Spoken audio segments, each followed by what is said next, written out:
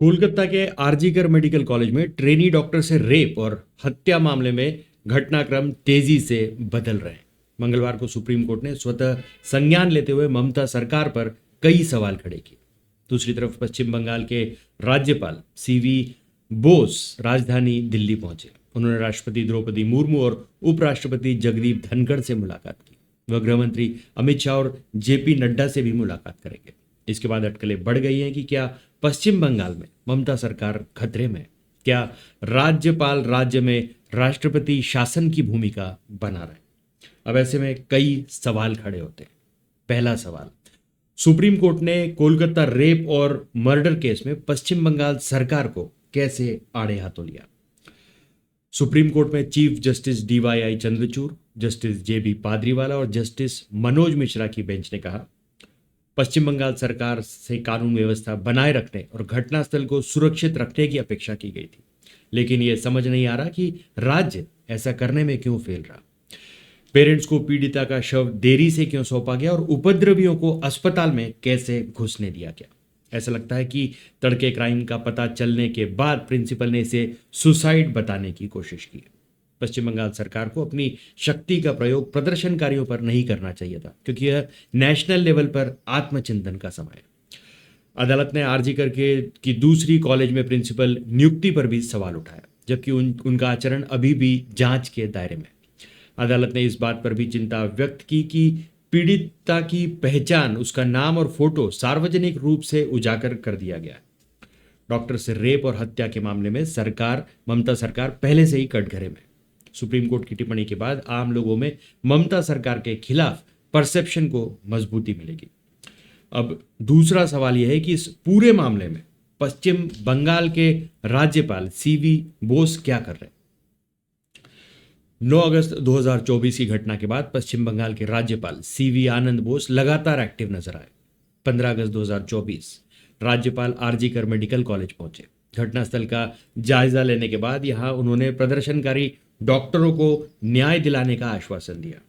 17 अगस्त 2024 राज्यपाल ने कहा, मैं पीड़ित परिवार से मिलना चाहता हूं, मैं उनके साथ हूं और हर संभव मदद के लिए तैयार।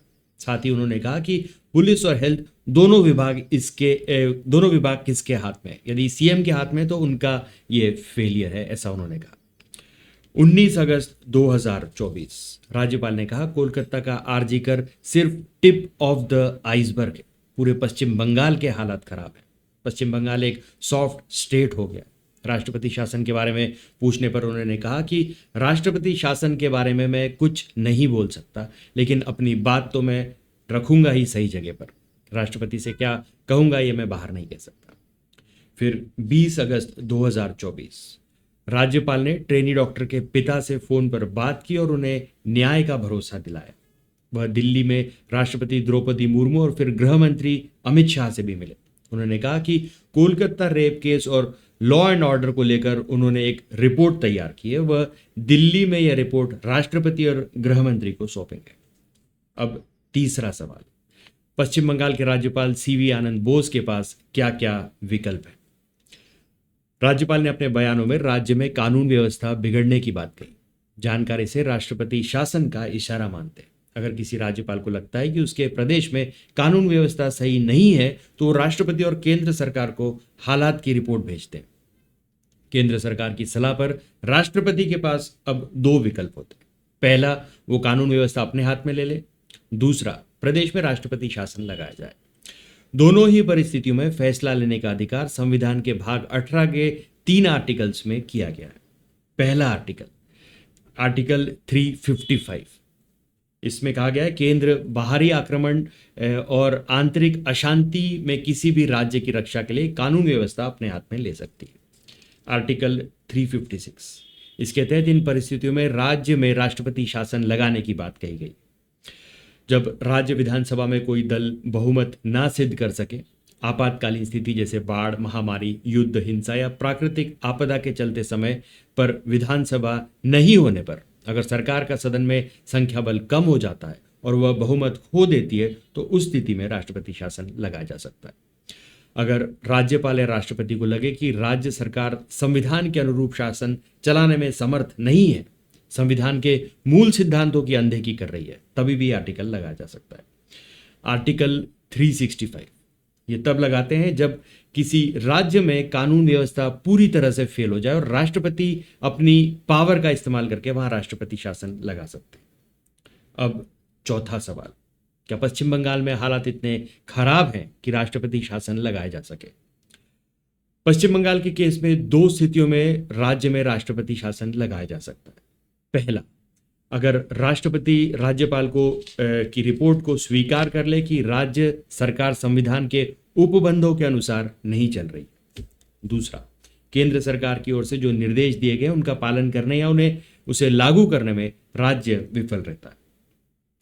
सुप्रीम कोर्ट के वकील विराग गुप्ता के मुताबिक कोलकाता रेप मामले में राज्य सरकार की विफलता के बाद हाई कोर्ट ने मामले को राज्य पुलिस से सीबीआई को ट्रांसफर कर दिया है। इसके बाद मेडिकल कॉलेज के प्रिंसिपल के साथ सरकार की साठगांठ, भीड़ का हमला और सबूतों को नष्ट करने की साजिश के मुद्दे पर सुप्रीम कोर्ट की चीफ जस्टिस बेंच ने राज्य सरकार के खिलाफ सख्त टिप्पणियां भी की। संविधान के अनुच्छेद 356 के तहत राष्ट्रपति शासन लागू करने की परिस्थितियों और वैधता के बारे में सुप्रीम कोर्ट के अनेक फैसलों में विस्तार से चर्चा की गई है। उनके अनुसार किसी एक मामले में प्रशासन और पुलिस की विफलता के आधार पर राज्य में राष्ट्रपति शासन लगाने का कोई भी प्रस्ताव असंवैधानिक होगा। इससे पहले भी कोर्ट ने कहा था कि कानून और व्यवस्था के कुछ मोर्चों में प्रशासन और पुलिस की विफलता और संविधान के अनुच्छेद 356 के तहत राज्य में संवैधानिक मशीनरी की विफलता उसे नहीं माना जा सकता। संविधान की 7वीं अनुसूची के तहत कानून व्यवस्था राज्यों का विषय, लेकिन डॉक्टरों की सुरक्षा और कानून व्यवस्था बनाए रखने के लिए केंद्र सरकार ने भी सभी राज्यों को हर 2 घंटे अपडेट भेजने का आदेश दिया। सुप्रीम कोर्ट में केंद्र सरकार की तरफ से सॉलिसिटर जनरल ने अनेक महत्वपूर्ण तर्क दिए। उन्होंने कहा कि रेप मामले की निष्पक्ष जांच और कानून व्यवस्था की बहाली के लिए नए पुलिस महानिदेशक की नियुक्ति होनी चाहिए। राष्ट्रपति शासन लगाने की बात में अभी ज्यादा दम नहीं लगता। अब 5वां सवाल, अगर राष्ट्रपति शासन लगाने की कोशिश हुई तो ममता सरकार के पास अब क्या विकल्प है? इस पर वकील विराग गुप्ता के मुताबिक संवैधानिक रूप से राष्ट्रपति अधिकांश मामलों में केंद्रीय मंत्रिमंडल की सलाह पर ही काम करते हैं। कुछ दिनों पहले राज्यपालों के सम्मेलन और उसमें हुई चर्चा के अनुसार राज्यपालों की भूमिका और अधिकारों का क्रमश विस्तार हो रहा है। इसीलिए पश्चिम बंगाल के राज्यपाल केंद्र सरकार और राष्ट्रपति को अपनी रिपोर्ट सौंप सकते हैं, लेकिन राज्यपाल की दिल्ली यात्रा या उनकी रिपोर्ट को फिलहाल आर्टिकल 355 या 356 के तहत केंद्र सरकार की भूमिका के तौर पर नहीं देखा जाना चाहिए। इस पूरे मामले में सुप्रीम कोर्ट में सुनवाई चल रही है। उसके दौरान राज्य में राष्ट्रपति शासन लगाने की अगर पहल होती है तो ममता सरकार केंद्र सरकार के आदेश को सुप्रीम कोर्ट में भी चुनौती दे सकती है। अब 6वां सवाल, राष्ट्रपति शासन लगने में राज्य में क्या क्या बदल जाता है? किसी राज्य में राष्ट्रपति शासन लागू होने पर वहां सरकार और शासन के स्तर पर कुछ इस तरह के बदलाव देखने को मिल सकते हैं। एक चुनी हुई सरकार के बजाय राष्ट्रपति या उसके प्रतिनिधि के रूप में राज्यपाल प्रदेशों में शासन और प्रशासन चलाते हैं। इस काम में उनकी मदद मुख्य सचिव और अन्य अधिकारी करते हैं। अब क्या राष्ट्रपति के आदेश पर राज्य विधानसभा को निलंबित या भंग किया जाएगा? राष्ट्रपति एक नोटिफिकेशन जारी कर राज्य के विधानसभा की शक्तियां संसद को सौंप सकते हैं। इसके बाद संसद राज्य के बजट को पेश करने के अलावा कोई महत्वपूर्ण कानून भी बना सकती है। जब संसद सत्र भी नहीं चल रहा होता तो राष्ट्रपति राज्य के प्रशासन के संबंध में अध्यादेश जारी भी कर सकते हैं। अब 7वां सवाल यह आता है कि किसी राज्य में अधिकतम कितने दिनों के लिए राष्ट्रपति शासन लग सकता है? केंद्र सरकार के पास 6 महीने तक राष्ट्रपति शासन लगाने का अधिकार है। अगर 6 महीने से ज्यादा समय के लिए समय आगे बढ़ाना है तो संसद के दोनों सदनों से मंजूरी लेना जरूरी होता है। इसे हर 6 महीने में संसद की मंजूरी से आगे बढ़ाया जा सकता है। अब 8वां सवाल है कि मोदी सरकार ने इससे पहले किन राज्यों में राष्ट्रपति शासन लगाया था? 2014 में मोदी सरकार के सत्ता में आने के बाद अब तक 10 बार आर्टिकल 356 का इस्तेमाल हो चुका है। इससे पहले मनमोहन सिंह सरकार के समय 9 राज्यों में 10 बार राष्ट्रपति शासन लगाए गए थे। मनमोहन सिंह के 10 साल के कार्यकाल में अलग अलग राज्यों में कुल 1500 से ज्यादा दिन राष्ट्रपति शासन लगे थे। राष्ट्रपति शासन लगाने पर मोदी सरकार को 2 बार झटका भी लग चुका है। पहला, अरुणाचल प्रदेश में सरकार के फैसलों को सुप्रीम कोर्ट ने पलटा था। दिसंबर 2014 में अरुणाचल प्रदेश के मुख्यमंत्री नबाम तुकी ने स्वास्थ्य और परिवार कल्याण मंत्री कलिखो पुल को मंत्रिमंडल से हटा दिया था। इसके बाद से वहां की राजनीति गर्मा गई। बढ़ते विवादों के बीच 16 दिसंबर 2015 को नबाम तुकी सरकार ने विधानसभा भवन पर ताला जड़ दिया। समय से पहले आयोजित विधानसभा सत्र की बैठक दूसरे भवन में कराई गई। बैठक में 33 विधायकों ने हिस्सा लिया था, जिसमें विधानसभा अध्यक्ष नबाम रेबिया को विधानसभा अध्यक्ष के पद से हटाने का प्रस्ताव पारित हुआ था और नया अध्यक्ष नियुक्त किया गया था। 17 दिसंबर 2015 को बागी विधायकों ने होटल में ही विधानसभा सत्र बुला लिया था और मुख्यमंत्री नबाम तुकी के खिलाफ मतदान किया था। फिर कालिको पुल को मुख्यमंत्री बनाया गया। जनवरी 2016 यह मामला सुप्रीम कोर्ट पहुंचा, जिसके बाद केस को संविधान पीठ को सौंप दिया गया था। इस बीच 26 जनवरी को मोदी मंत्रिमंडल ने राज्य में राष्ट्रपति शासन लगाने की सिफारिश कर दी थी। सुप्रीम कोर्ट ने राज्य में केंद्र सरकार द्वारा राष्ट्रपति शासन लगाने की सिफारिश के संबंध में राज्यपाल की रिपोर्ट मांगी। 11 फरवरी को सुनवाई के दौरान सुप्रीम कोर्ट ने कहा कि राज्यपाल विधानसभा स्पीकर की शक्तियां नहीं छीन सकते। फिर 19 फरवरी को राज्य में राष्ट्रपति शासन समाप्त हो गया। कालिको पुल फिर से मुख्यमंत्री बने। दूसरा मौका तब था जब उत्तराखंड में मोदी सरकार के फैसले को कोर्ट ने पलटा।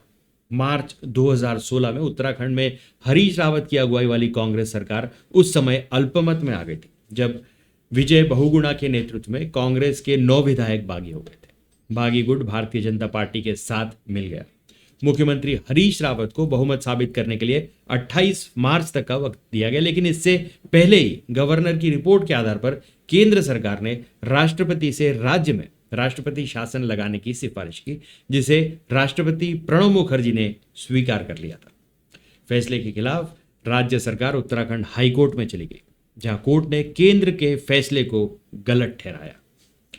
हाईकोर्ट के फैसले के खिलाफ केंद्र सुप्रीम कोर्ट पहुंची और वहां भी मोदी सरकार के फैसले को गलत करार दिया गया। सरकार के बहुमत के लिए विधानसभा में शक्ति परीक्षण कराया गया और मई में हरीश रावत की सरकार बच गई। पूरी प्रक्रिया में केंद्र की खासी किरकिरी हुई थी। इसी तरह निर्वाचित सरकार को बर्खास्त कर राष्ट्रपति शासन लगाने वाले फैसले को 13 जुलाई 2016 को सुप्रीम कोर्ट ने खारिज कर दिया था। हालांकि मोदी सरकार ने कानून व्यवस्था के आधार पर आर्टिकल 356 का इस्तेमाल कर किसी भी चुनी हुई सरकार को बर्खास्त नहीं किया। तो आज के लिए बस इतना ही। तब तक के लिए हंसते रहें, मुस्कुराते रहें, स्वस्थ रहें, व्यस्त रहें और मस्त रहें। जी हाँ, चैनल को भी जरूर सब्सक्राइब करें। धन्यवाद।